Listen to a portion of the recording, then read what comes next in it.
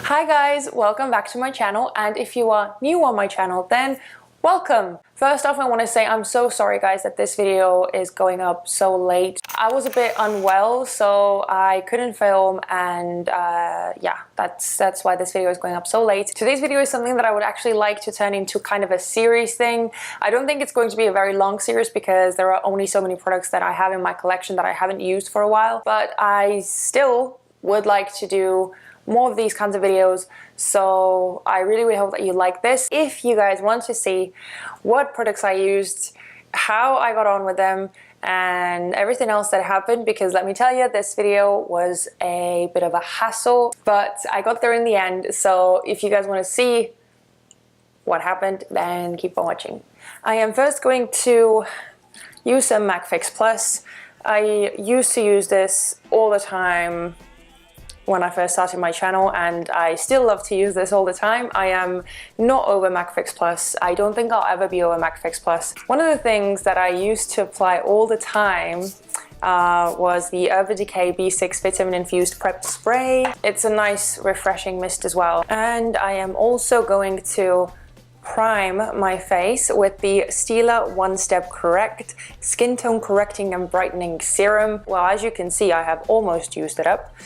But then I started discovering some more primers, and you know how it is. So yeah, I kind of forgot about this one a bit. Now it's time to prep the eye area. I think it's just the MaxFactor CC stick, and this is in the shade Dark. And if you guys have been watching my videos from the very beginning, then you remember this. It is still good. I just don't reach for it all that often anymore because it's kind of dry and it drags on the skin a bit. And then on my eyelids, I'm going to use the MAC Soft Ochre Paint Pot. Of course, I am going to go over some of the red spots with the NYX Above and Beyond Full Coverage Concealer in the shade Green.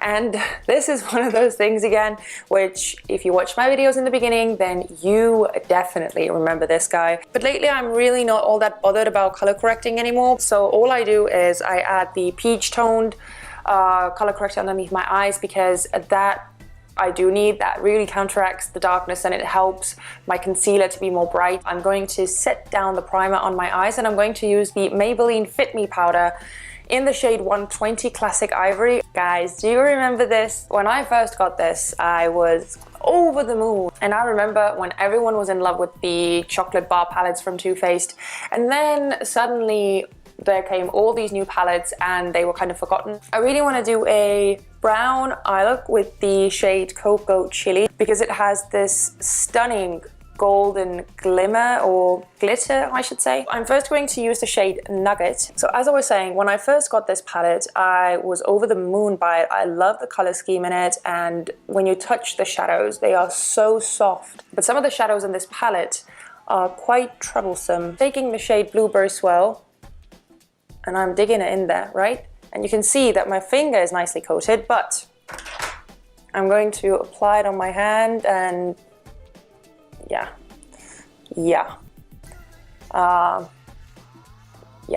And the shade Pink Sugar is even worse. Digging my finger in there, right? It's really gritty, it's so weird. The texture of the shade Pink Sugar is really weird because it's almost like dust. And then, do you even see that? No, you don't, because there's nothing there. You can actually make them work. You just need to use something to help the pigment come out. When my eyeshadow collection grew and I realized that some of the formulas out there are so incredible, you realize what's a brilliant eyeshadow and what's like a good eyeshadow and what's like a eyeshadow. You know, your standards change. And that's normal. So once upon a time, I thought this palette was out of this world, and now I don't think as highly of it, I have to admit, but it's still a very, very sweet palette to me. Next up, I'm going to go in the shade Peanut Butter. What are some of the palettes that you guys have tried that you maybe first bought and you thought they were absolutely brilliant, and then when you later got other palettes that you could compare them to, you maybe started thinking about, okay, it's maybe not that great, you know, that there are other palettes out there that outperform this one. What are the palettes like that for you? because this one, the Semi-Sweet, is definitely one of those palettes for me. Next up, I am going to take the shade Truffled.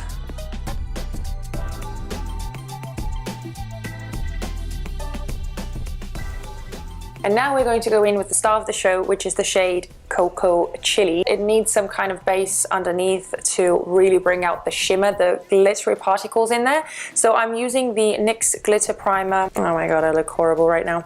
I'm going to take the shade Pudding and I'm going to mix it together with the shade Truffled.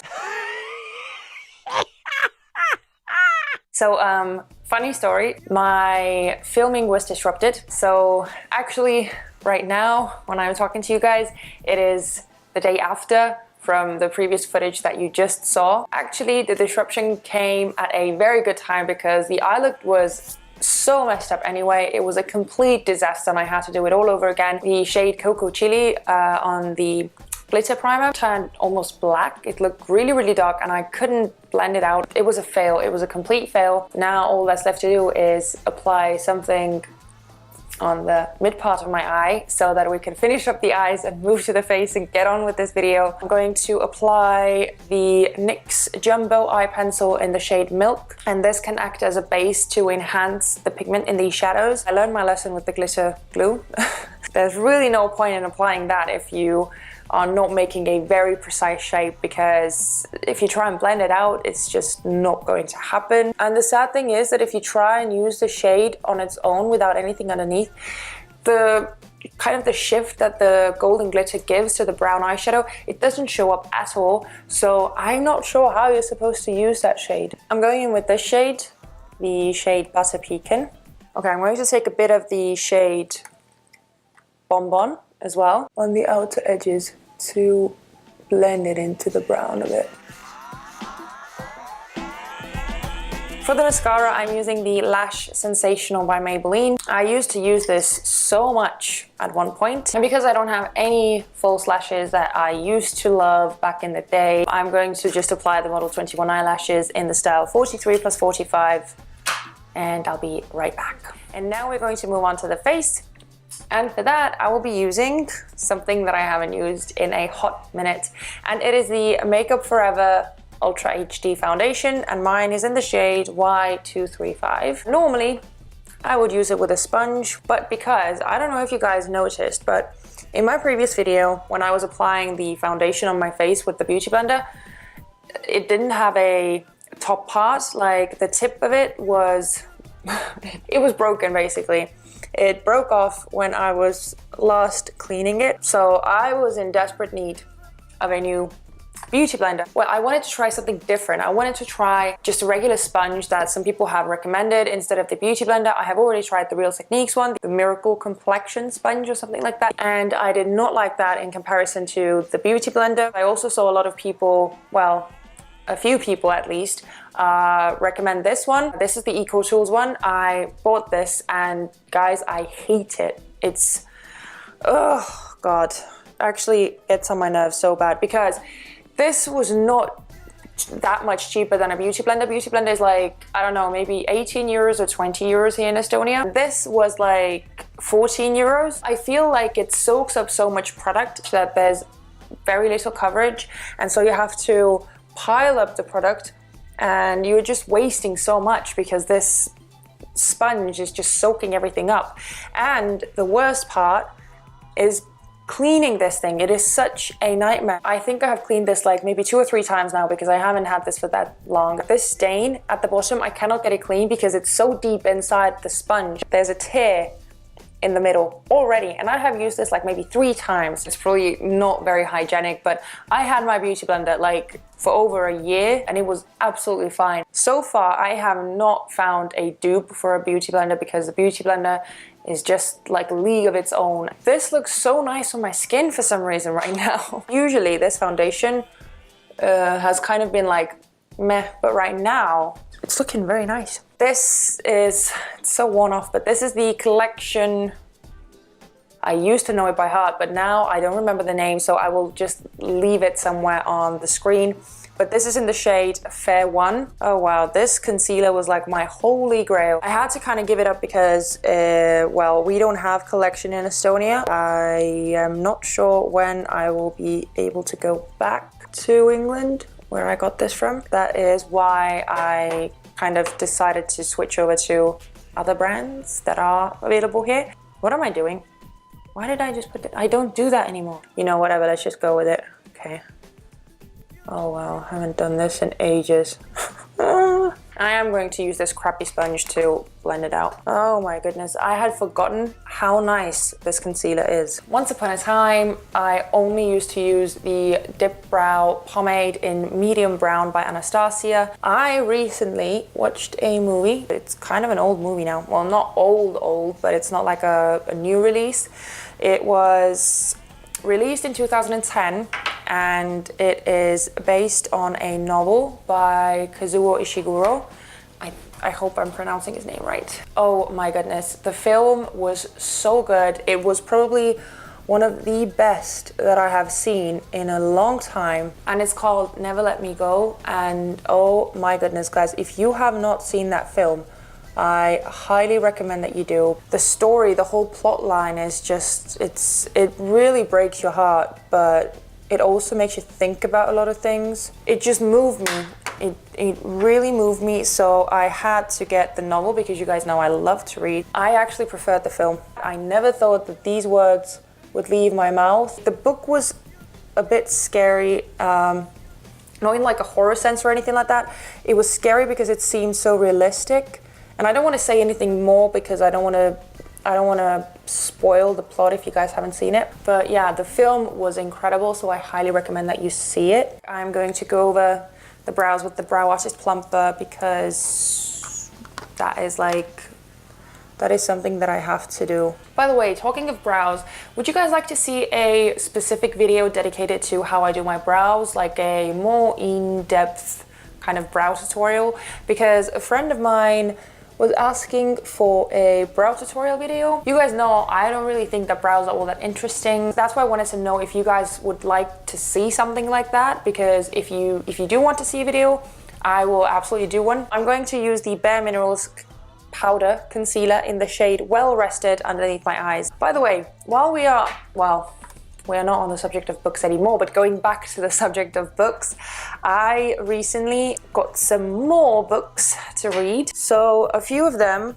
and one I'm in the middle of right now as well, are from Kazuo Ishiguro because I was really intrigued by his style and the way that he thinks. So I got a few books from him. The one that I'm reading right now is called Nocturnes, and the other one is When We Were Orphans, and I'm very, very excited to read that one. Before I get on with my story, I'm going to finish up underneath my eyes as well, so I'm just going to take the shades Truffled and Peanut Butter. So as I was saying, another book that I got is about Ian Curtis's life. It's called Touching from a Distance, and it was written by his wife, Deborah Curtis, and that is the book that the film Control is based on as well, and Control is one of my all-time favorite films. If you don't know who Ian Curtis is, Ian Curtis was the lead singer of Joy Division, and Joy Division is one of my favorite bands alongside the Smiths. In the book, there are apparently so many more details about what Ian was like as a person and what he was dealing with in regards to his depression. So I am very excited to read it, but I already know that it will be a very difficult book to read emotionally because every time I watch the film, I am just like, I'm in a kind of a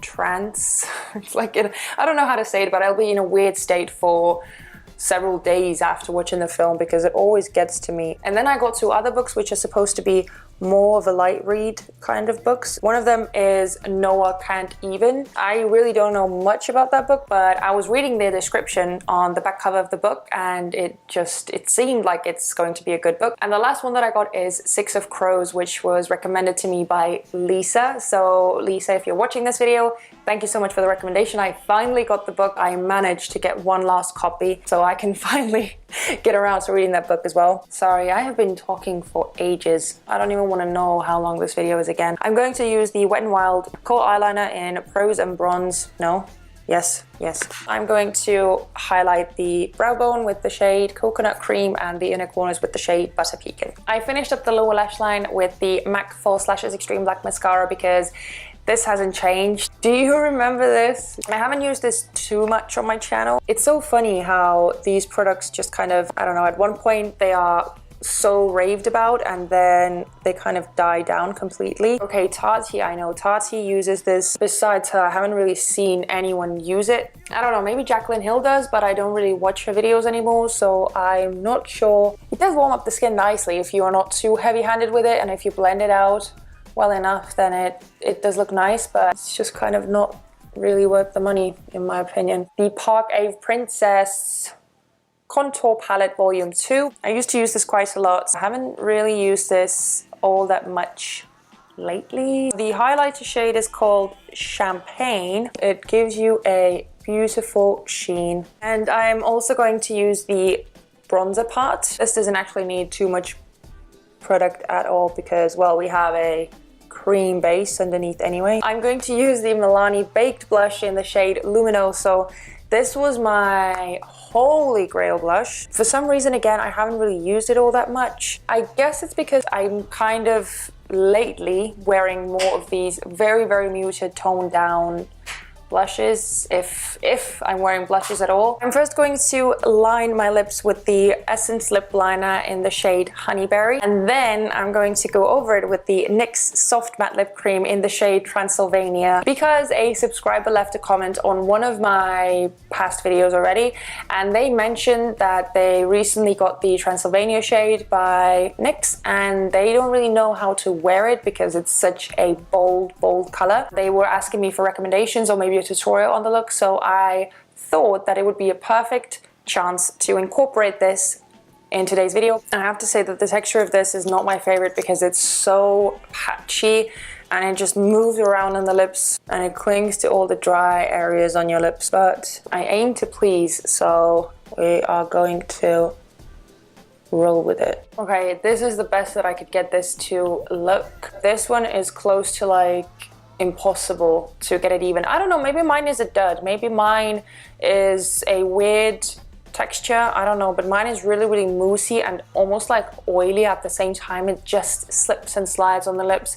And if you try and build it up, it just takes off the coverage that you had underneath it. If you can make it work for yourself, then maybe something like this kind of look will, you know, work with that one. Because the color itself, I think, goes so well with these like warm toned eyeshadows, and I would absolutely wear this look out because I think it's really, really flattering, but I would just switch up the lip. For example, you could go for the Maybelline matte lipsticks, and the one in the shade Divine Wine is like one of my favorites, and it is very similar to this kind of color. Actually, that's what I'm gonna do. I'm gonna take this off and I'm gonna apply Divine Wine and I'll show you what I mean. Okay, my bad. It's more red toned than the Transylvania shade. Transylvania is much more purple toned. To quickly finish off this look, I'm going to use the NYX Dewy Finish Long Lasting Setting Spray.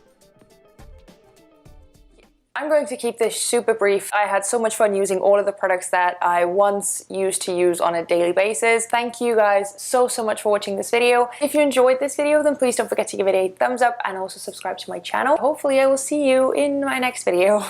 Bye! Oh wow, that's nice. I don't know how long that was on my teeth, but I hope not that long.